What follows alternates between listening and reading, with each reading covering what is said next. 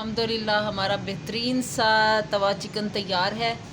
बड़ी ज़बरदस्त सी खुशबू आ रही है और आप इसकी लुक भी देख रहे होंगे कि कैसा अच्छा कलर आया हुआ है और चिकन बहुत ज़बरदस्त सा गल गया है। ये मैं आपको दिखाती हूँ।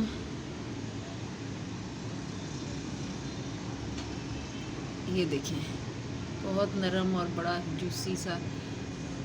और मेरी सारी रेसिपी आपने देखी होगी, बड़े आसान तरीके से और सादा से मिसालों से बनाया गया है और टेस्ट इतना ज़बरदस्त है कि आप अगर इसी तरीके से बनाएंगे खाएंगे तो फिर आप मानेंगे कि वाकई ज़बरदस्त चीज़ बनी है।